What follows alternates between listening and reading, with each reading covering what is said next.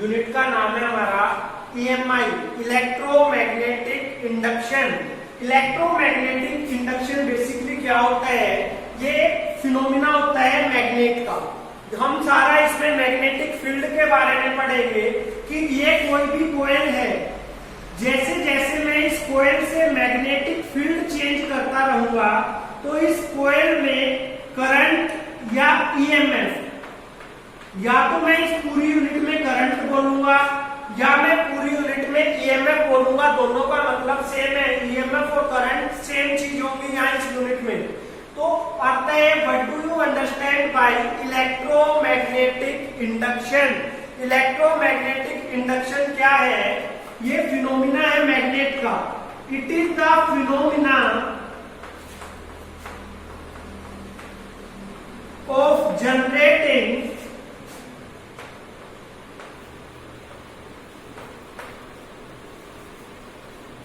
Current और EMF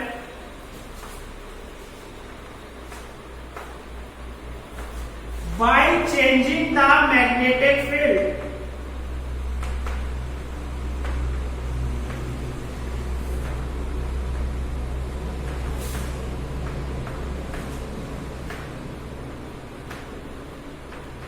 अगर मैं कोयल से मैग्नेटिक फील्ड चेंज करूंगा तो कोयल में से मेरे पास क्या प्रोड्यूस हो गई, या तो करंट प्रोड्यूस होगा या EMF प्रोड्यूस होगा। अब देखो मैग्नेटिक फील्ड कैसे चेंज होगा। देखो बेटा, ये था मैग्नेट का नॉर्थ पोल। हमें पता है magnetic field lines are start from north pole end end to south पोल।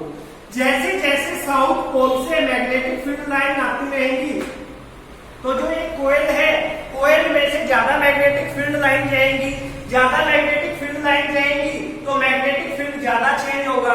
और मैं इसको कनेक्ट कर देता हूं एक गैल्वेनोमीटर से, तो गैल्वेनोमीटर में क्या शो होगा, डिफ्लेक्शन शो होगा। तो हम कह सकते हैं कि इस सर्किट में क्या प्रोड्यूस हुआ है, करंट प्रोड्यूस हुआ है। अगर देखो मैं मैग्नेट को इसके पास लाता गया, मैग्नेट के पास आने से इस अगर गैल्वेनोमीटर में डिफ्लेक्शन शो हो रहा है तो हम कह रहे हैं कि हमारा सर्किट है, सर्किट में करंट इंड्यूस हो रहे हैं। अदरवाइज मेरा सर्किट में क्या इंड्यूस नहीं होगा, करंट और EMF इंड्यूस नहीं होगी। तो बेसिकली क्या हो गया, फिनोमिना ऑफ जनरेटिंग करंट और EMF by changing the magnetic field. Magnetic field change करने के कारण जो EMF और करंट चेंज हो रहे हैं सर्किट में, उसको बोल देंगे हम इलेक्ट्रोमैग्नेटिक इंडक्शन। इलेक्ट्रोमैग्नेटिक इंडक्शन के बाद एक और टर्म आती है, जैसे हमने इलेक्ट्रिक फील्ड में तो पढ़ा था इलेक्ट्रिक फ्लक्स, यहां हम पढ़ रहे हैं मैग्नेट के बारे में। मैग्नेट के बारे में आएगा तो यहां हमारा होगा मैग्नेटिक फ्लक्स। जो मैग्नेटिक फ्लक्स है, मैग्नेटिक फ्लक्स को डिनोट करता हूं मैं फाई से। मैग्नेटिक फ्लक्स क्या होता है बेटा, बेसिकली ये मेरे पास कोई भी प्लेन शीट है, इस प्लेन शीट से जितनी भी मैग्नेटिक फील्ड लाइन इसके नॉर्मली पास हो रही है, ये है मेरे पास magnetic field lines. Total number of magnetic field lines passing through a given area is known as its magnetic flux.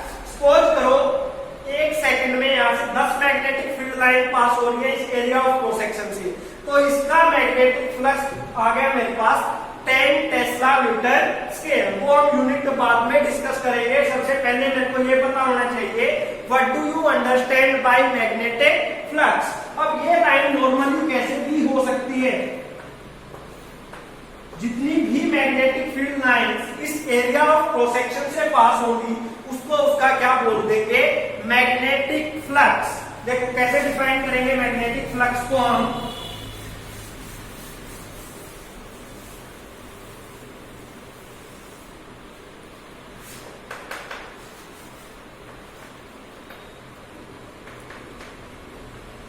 Magnetic flux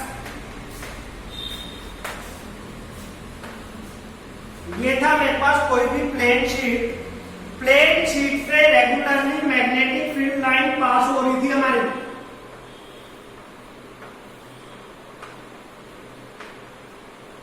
ये है एरिया ऑफ क्रॉस सेक्शन ए। तो मैग्नेटिक फ्लक्स को डिफाइन करेंगे total number of magnetic field lines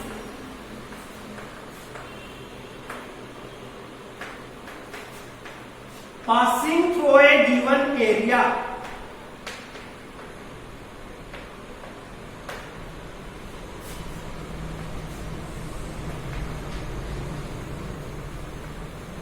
is known as its magnetic flux।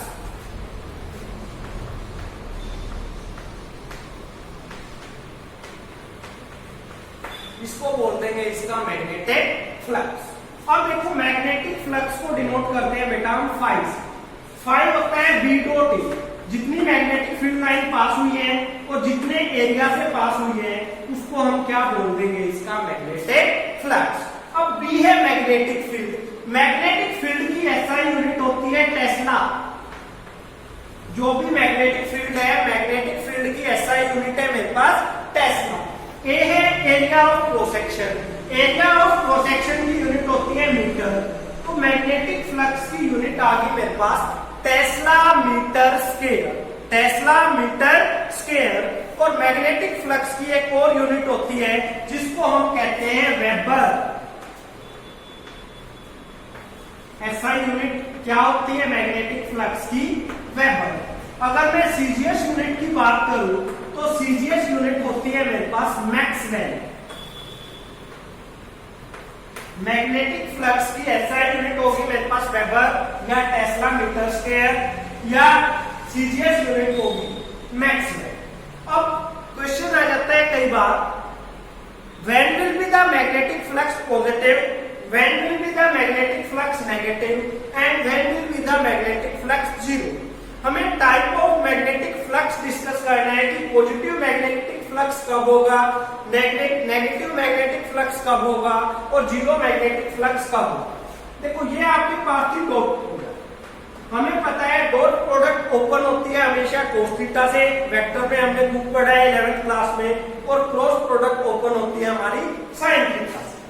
तो B dot A है, B dot A को मैं लिख सकता हूं B A cos theta, B A cos theta.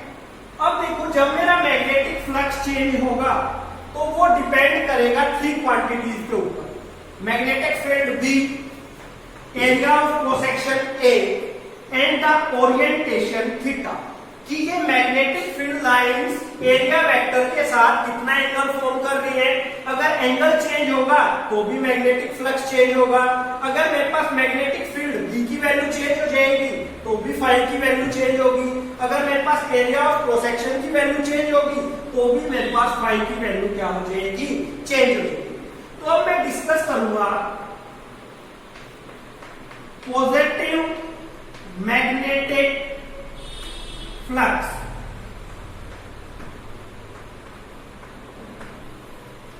When theta is less than 90, आप सभी को पता है चार क्वाड्रेंट है हमारे पास। फर्स्ट क्वाड्रेंट में ऑल पॉजिटिव, सेकंड क्वाड्रेंट में साइन और उसका उल्टा कोसेकेंट पॉजिटिव, बाकी सारे नेगेटिव। थर्ड क्वाड्रेंट में टेन और कोट पॉजिटिव, बाकी सारे नेगेटिव।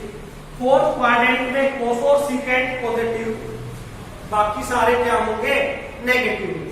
तो अब देखो when theta is less than 90, जब थीटा की वैल्यू 90 से लेस होगी तो मेरा फर्स्ट क्वाड्रेंट में आएगा। फर्स्ट क्वाड्रेंट में सारे ट्रिग्नोमेट्रिक रेशियो मेरे पास पॉजिटिव होते हैं। तो इसका मतलब कोस की वैल्यू जो 90 से छोटी होगी वो हमेशा कैसी आएगी, पॉजिटिव वैल्यू आएगी। और कोस की वैल्यू पॉजिटिव, एरिया नेगेटिव हो नहीं सकता, एरिया क्या होगा, पॉजिटिव। अगर मैग्नेटिक फील्ड लाइन इसमें पास हो रही है तो वो भी क्या होगी, positive. Positive into positive into positive, तो मेरे पास नेट मैग्नेटिक फ्लक्स क्या होगा, पॉजिटिव। अगर थीटा की वैल्यू 90 से कम होगी तो मेरा मैग्नेटिक फ्लक्स क्या होगा, पॉजिटिव। अब मेरा सेकंड आता है negative magnetic flux.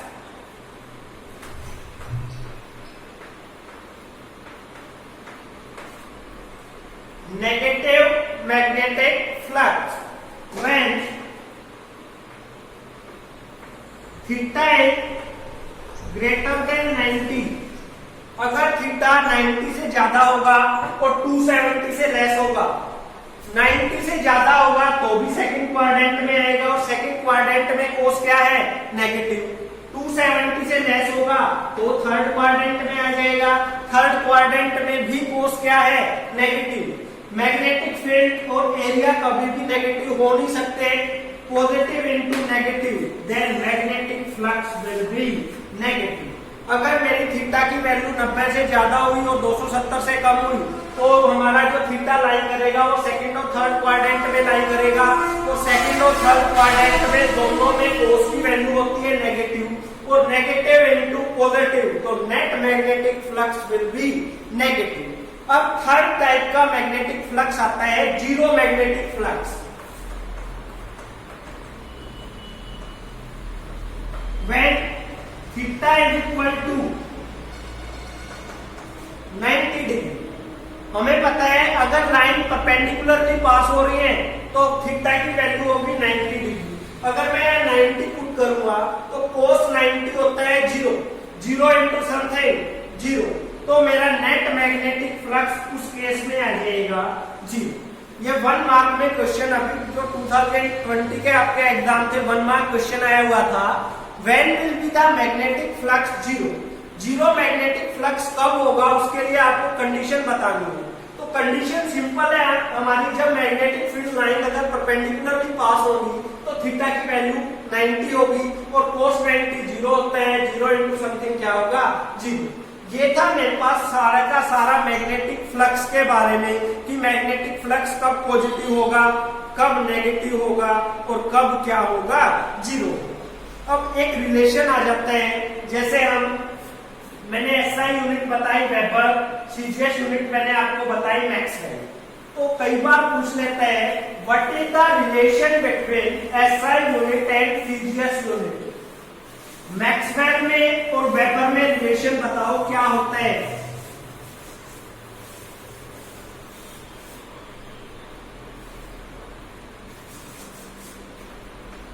Weber SI unit है, एसआई यूनिट हमेशा बड़ी होती है, सीजीएस यूनिट हमेशा छोटी होती है। तो जो एसआई यूनिट है, एसआई यूनिट है मेरे पास 1 वेबर। 1 वेबर को अगर मैं डिफाइन करूंगा, मतलब जो सीजीएस यूनिट लूंगा मैं, सीजीएस में क्वांटिटी ज्यादा आएगी, एसआई में वो न्यूमेरिकल वैल्यू क्या होगी, कम होगी। जैसे मैं लेता हूं 1 metre equals to 100 centimetre. Centimetre के केस में न्यूमेरिक वैल्यू है मेरे पास 100 और मीटर के केस में मेरे पास न्यूमेरिकल वैल्यू है 1 मीटर।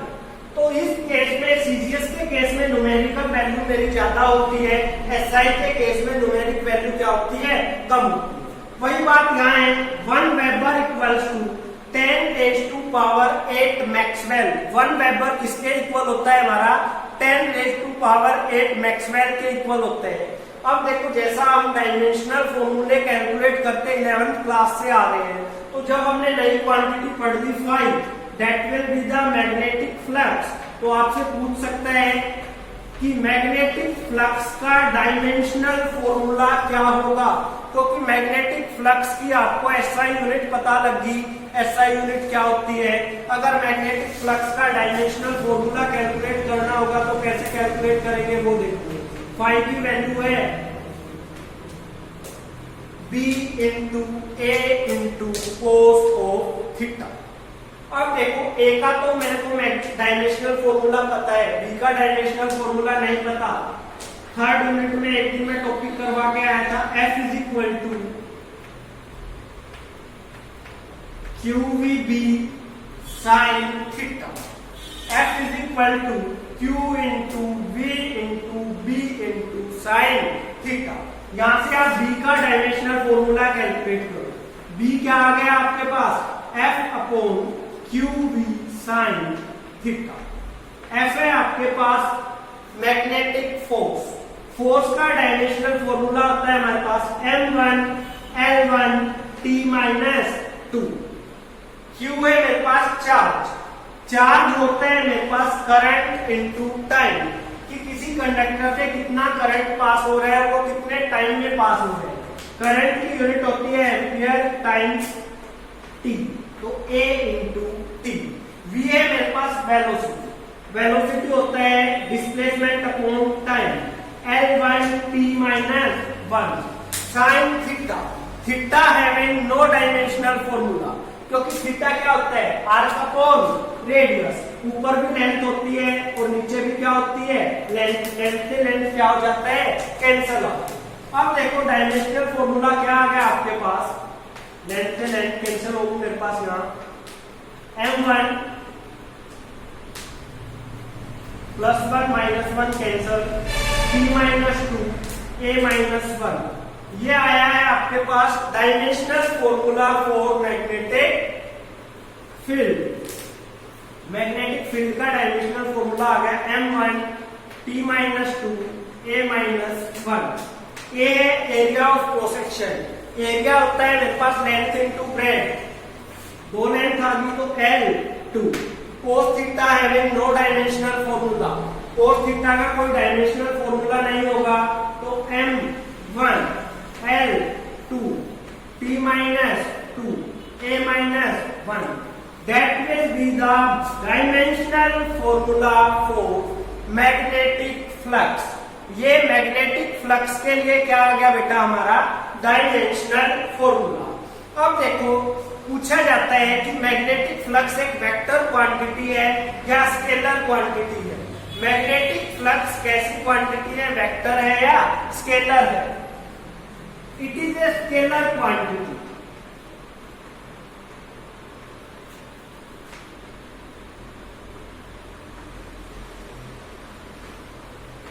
कैसी क्वांटिटी है? स्केलर क्वांटिटी है। स्केलर क्यों है? देखो मैग्नेटिक फील्ड भी वेक्टर है और एरिया भी वेक्टर है, दो वेक्टर की डॉट प्रोडक्ट हमेशा क्या होती है, एक स्केलर क्वांटिटी होती है।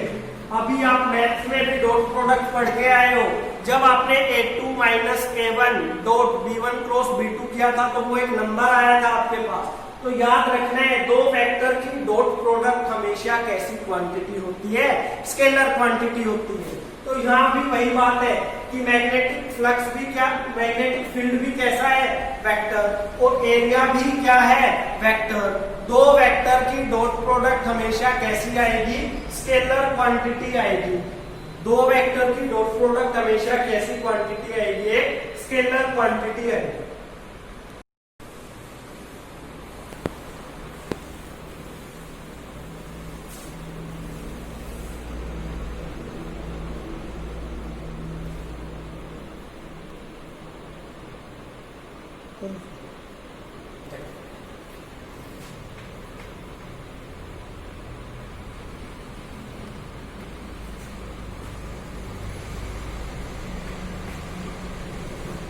मोस्ट इंपोर्टेंट लॉ है बेटा, आपको चारों कोड में से किसी ना किसी कोड में जरूर मिलेंगे कि स्टेटमेंट ऑफ फैराडे लॉ।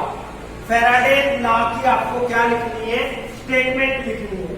तो फैराडे ने एक एक्सपेरिमेंट करके अपने लॉ की स्टेटमेंट को डिस्क्राइब किया था।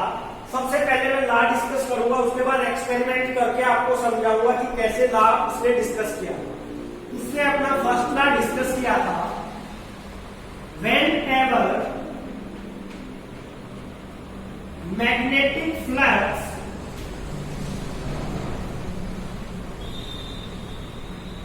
linked with a coil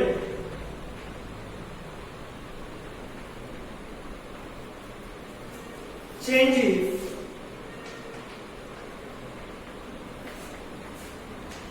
then EMF is induced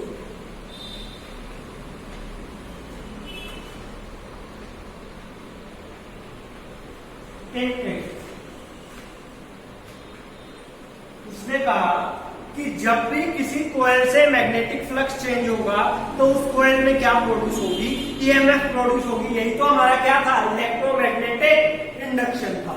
इसने इसको आगे बढ़ाया, this induced EMF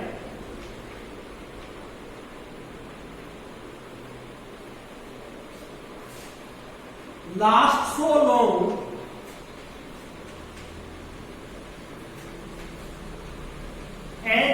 change in magnetic flux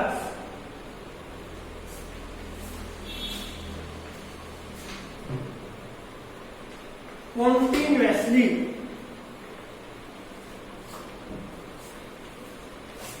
अगर मेरा मैग्नेटिक फ्लक्स कॉन्टिन्यूसली चेंज होता रहेगा तो उसमें लगातार इंड्यूस्ड ईएमएफ क्या होती रहेगी, प्रोड्यूस होती रहेगी। उसने इसको कैसे डिस्क्राइब किया, देखो उसने लिए कोयल,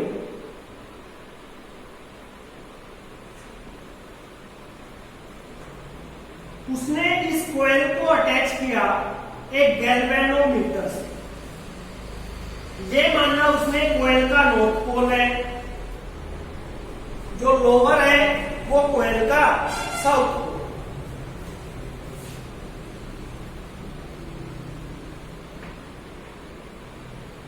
कोई भी बार मैग्नेट है, जैसे जैसे मैं मैग्नेट को इसके पास लेके आया, देखो तीन सिचुएशन होंगी मेरे पास। फर्स्ट केस में मैंने क्या किया, मैग्नेट को स्टेशनरी रखा,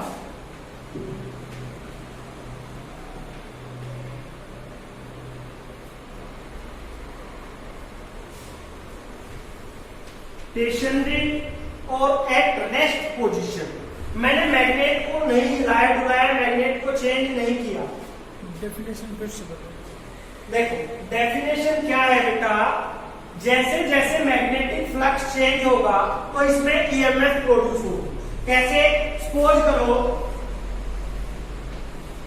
ये मैग्नेटिक फील्ड लाइंस, मैंने इसको स्टेशनरी रखा तो एक कंटिन्यूअसली मैग्नेटिक फील्ड लाइन जा रही है, तो ये गैल्वेनोमीटर एक कम अमाउंट में डिफ्लेक्शन शो करेगा। इसका मतलब इसमें कम करंट प्रोड्यूस हुआ है। अब देखो मैं इस कोयल को इसके पास में लेके आया, जैसे ही इस कोयल को जितना पास में लेके आऊंगा उतना ज्यादा मैग्नेटिक फील्ड लाइन इससे पास होगी। जितनी ज्यादा मैग्नेटिक फील्ड लाइन पास होगी उतना ज्यादा मैग्नेटिक फ्लक्स होगा। जितना ज्यादा मैग्नेटिक फ्लक्स होगा ये गैल्वेनोमीटर उतना ही ज्यादा क्या शो करेगा, डिफ्लेक्शन। तो उसमें यही बात तो है, whenever magnetic flux link with a coil changes, जैसे जैसे मैग्नेटिक फ्लक्स चेंज होता रहेगा तो ये गैल्वेनोमीटर डिफ्लेक्शन शो करता रहेगा। गैल्वेनोमीटर के डिफ्लेक्शन शो करने का क्या मतलब है कि इस सर्किट में क्या प्रोड्यूस हो रही है, करंट या ईएमएफ प्रोड्यूस हो रही है। अब ये ईएमएफ कब तक प्रोड्यूस होती रहेगी, जब तक हम मैग्नेटिक फ्लक्स को क्या करते रहेंगे, चेंज। अगर हम मैग्नेटिक फ्लक्स चेंज करना बंद कर देंगे तो इस सर्किट में से ईएमएफ इंड्यूस होनी बंद हो जाएगी। इसका मतलब गैल्वेनोमीटर डिफ्लेक्शन शो करना भी क्या कर देगा, बंद कर देगा। देखो एक बार मैं ये केस दोबारा ले रहा हूं। मैग्नेट को लिया मैंने स्टेशनरी,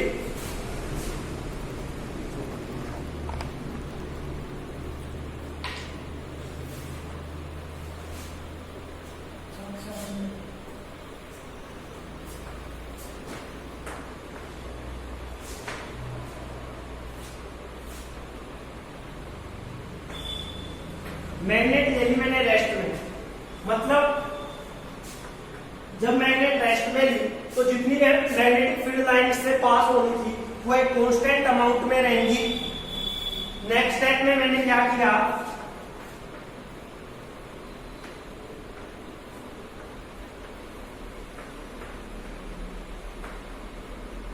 जो मैग्नेट है, मैग्नेट के नॉर्थ पोल को मैं इस कोयल के पास में लेके आने लगा। जैसे जैसे मैं इस कोयल के पास में मैग्नेटिक फील्ड लेके आ रहा हूं तो पहले यहाँ कम मैग्नेटिक फील्ड लाइन इससे पास हो रही थी, अब ये इसके जितने ज्यादा पास आएगा तो ज्यादा मैग्नेटिक फील्ड लाइन क्या होगी, पास। ज्यादा मैग्नेटिक फील्ड लाइन पास होगी तो गैल्वेनोमीटर ने राइट साइड में क्या शो कर दिया, हमारा डिफ्लेक्शन शो कर दिया। थर्ड केस में उसने क्या करके देखा, कोयल ली, इस बार इस मैग्नेट को इस कोयल से दूर लेके जाने लगे। अब देखो जैसे जैसे इस कोयल से दूर मैग्नेट को लेके जा रहे हैं तो इस कोयल के अंदर से मैग्नेटिक फील्ड लाइन पासिंग क्या होगी, डिक्रीज होगी। कम मैग्नेटिक फील्ड लाइन पास होगी। जब कम मैग्नेटिक फील्ड लाइन पास होगी तो मैग्नेटिक फ्लक्स भी क्या होगा, कम, और ईएमएफ भी क्या प्रोड्यूस होगी, कम। एक्सपेरिमेंट इसने यही तो प्रूव किया है कि जब ज्यादा मैग्नेटिक फील्ड लाइन पास होगी तो मैग्नेटिक फ्लक्स क्या होगा, ज्यादा, और ईएमएफ भी क्या होगी, ज्यादा। जब कम मैग्नेटिक फील्ड लाइन पास हो रही है तो कम मैग्नेटिक फ्लक्स होगा, और जब कांस्टेंट है। जब मैग्नेट मान लो 5 लाइन जा रही है तो वो 5 लाइन से ज्यादा चेंज ही नहीं हो रहा है, तो मैग्नेटिक फ्लक्स जब चेंज नहीं होगा तो कोई भी ईएमएफ प्रोड्यूस नहीं होगी। उस केस में करंट या ईएमएफ की वैल्यू क्या होगी बेटा? जीरो। फर्स्ट केस में करंट और ईएमएफ जीरो क्यों हुआ? क्योंकि कांस्टेंट मैग्नेटिक फील्ड लाइन जा रही है। अगर एक टाइम में 5 मैग्नेटिक फील्ड लाइन जाना शुरू हुआ तो वो लास्ट तक 5 ही गई, तो इस सर्किट में गैल्वेनोमीटर ने रिफ्लेक्शन शो नहीं किया, क्योंकि इस सर्किट में कोई भी क्या प्रोड्यूस नहीं हुआ? करंट। इस केस में सपोज करो जब पास में लेके आ रहा हूं, पहले 5 लाइन थी, जैसे जैसे पास लेके आता गया फिर 7 लाइन होगी, और पास लेके आता गए तो 10 लाइन होगी। तो जितने ज्यादा पास में मैग्नेटिक फ्लक्स बढ़ता गया उतनी ज्यादा करंट की और ईएमएफ की वैल्यू क्या होती गई? इंक्रीज होती गई। थर्ड केस में क्या था?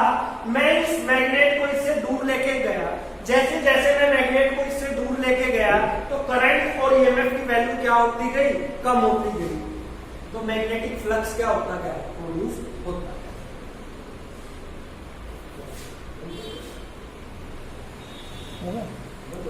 टाइम हो गया।